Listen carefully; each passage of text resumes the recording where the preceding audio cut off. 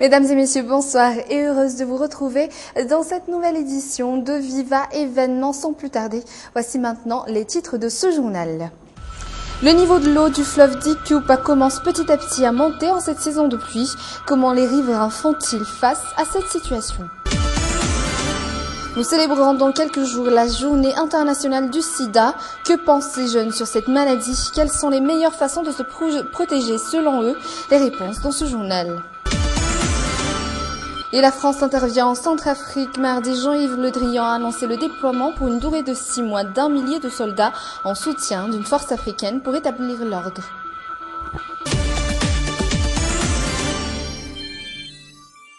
Ceux qui habitent le long du fleuve n'ont-ils pas peur d'une éventuelle montée de l'eau? Jusqu'ici, aucune crainte malgré la montée progressive du niveau du fleuve. Leur gagne-pain, par contre, en paie les frais. Les marchands de sable, eux, vont jusqu'à suspendre leur activité quand vient la saison des pluies. Mampion Ravalsan. À Nuspachan, le long du fleuve, l'on remarque facilement la montée du niveau du fleuve. La plupart des îlots sont immergés. L'on n'aperçoit plus que quelques briques. Les femmes faisant la lessive au bord de ce fleuve n'ont pourtant aucune crainte quant à cette montée du niveau de l'eau.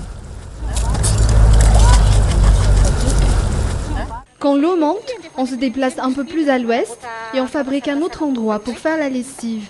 En ce moment, ce n'est pas encore le cas, alors on reste. Malgré cette couleur jaunâtre, l'on peut affirmer que cette eau est propre selon les usagers.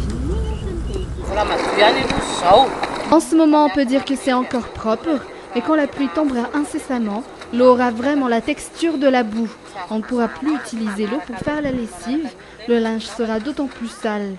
Même si le niveau de l'eau monte, en cette saison de pluie, ces femmes vivant de la lessive ne perdront pas leur place au bord de l'eau.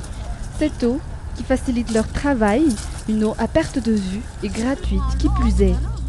Un lieu de travail pour certains, un théâtre de distraction pour d'autres.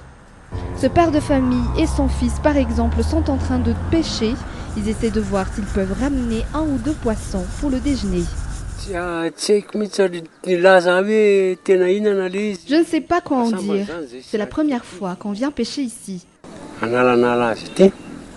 La pluie, la montée de l'eau, tout cela fait que l'on soit en pleine saison de pluie. L'on doit juste essayer de mieux s'y préparer. Nous sommes en pleine saison des pluies. Le fleuve Dikup le confirme avec sa couleur jaunâtre. Un fleuve dont le niveau commence d'ores et déjà à monter malgré que les gouttes de pluie soient encore très fines. Le niveau, la couleur, cela n'empêche ceux qui gagnent leur vie grâce à ce fleuve de continuer à travailler. La vie suit son cours. Mampion Ravalsan toujours. Si ces 2 jeunes hommes doivent aller chercher du sable, ils ne peuvent pas. Et ce, à cause de la montée de l'eau. Ils passent leur temps à squatter le long du fleuve. On n'arrive plus à avoir la quantité de sable qu'avant. De plus, l'eau est en train de monter. On peine à travailler dans ces conditions. Quand l'eau monte et atteint le niveau maximal, elle arrive jusqu'à ce bananier là-bas. Cette suspension dans leur travail leur coûte très cher. On a vraiment du mal à gagner notre vie. On ne peut que faire quelques séances de bronzage lorsqu'on ne peut rien faire. Ces riverains arrivent à savoir un jour à l'avance que l'eau va monter. Quand l'eau monte du côté d'Antsnanandjouv, on peut déjà prédire que cela arrivera jusqu'ici. La pluie venant de la partie est de l'île est souvent à l'origine de cette montée du niveau du fleuve Dikup. Selon la PIPA, tous les travaux d'entretien ont déjà débuté afin de mieux accueillir la saison de pluie.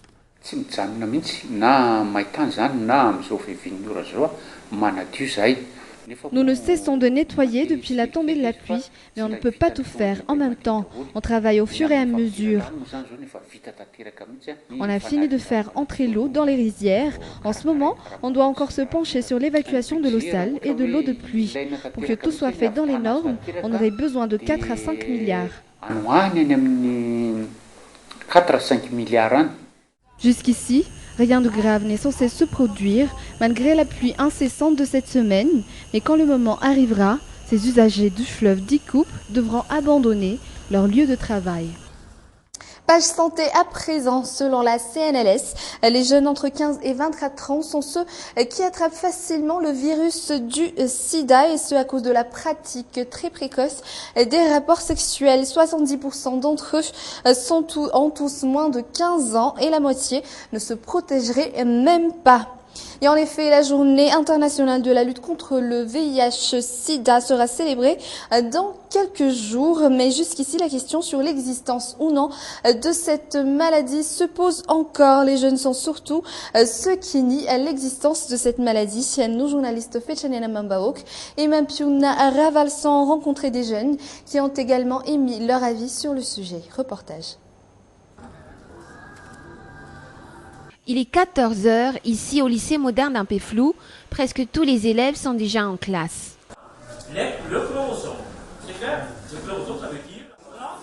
Ici, ce sont les élèves de la terminale C.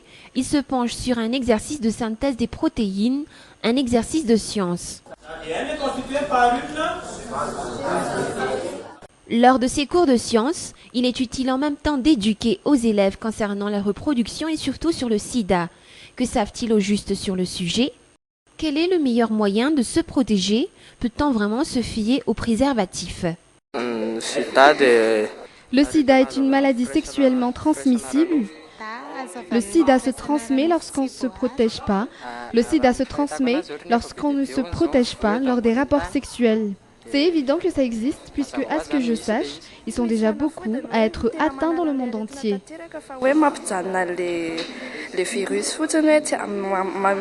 On ne peut pas guérir la maladie. Par contre, on peut faire en sorte que le virus ne se propage pas dans le corps. Mais à la fin, on meurt toujours. Quel est le meilleur moyen de se protéger? Peut-on vraiment se fier aux préservatifs? On peut se protéger de différentes manières. On a le protecteur et le dispositif intra-utérin pour les femmes. Utiliser des préservatifs. Ne pas avoir plusieurs partenaires et utiliser des préservatifs. Il y a des chances que le virus se transmette quand même avec des préservatifs. La solution serait d'être abstinent avant le mariage.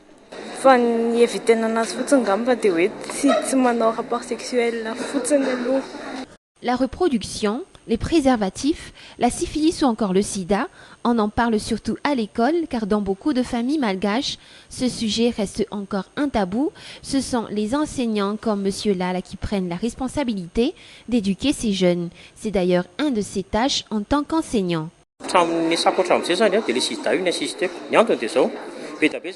Depuis que j'exerce ce métier, j'ai toujours insisté sur le sida, puisque les jeunes de nos jours ne croient pas à l'existence de cette maladie.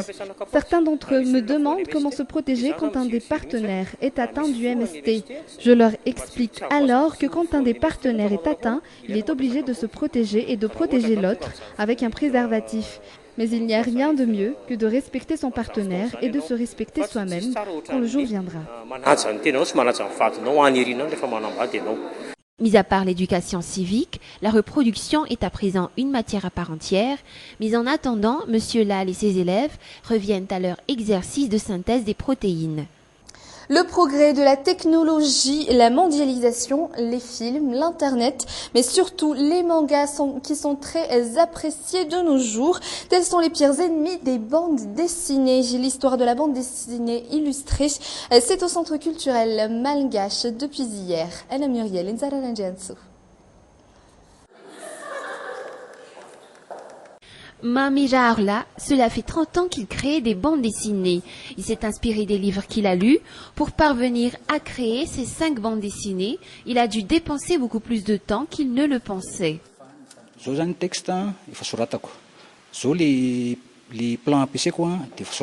J'écris d'abord les textes, puis je fais les plans sur une même page et tout cela se fait au crayon, que ce soit les textes ou l'emplacement des dialogues.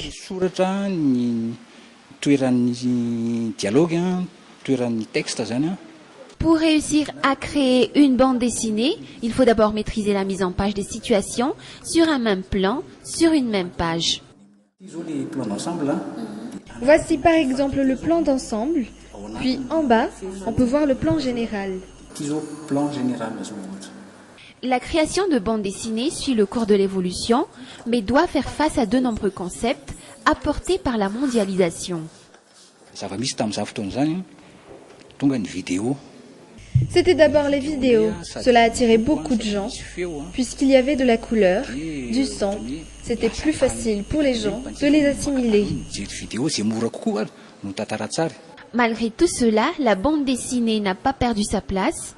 Une des plus lues et des plus appréciées, celle de Tintin, une histoire ayant marqué toute une génération et ayant même récemment fait l'objet d'un film.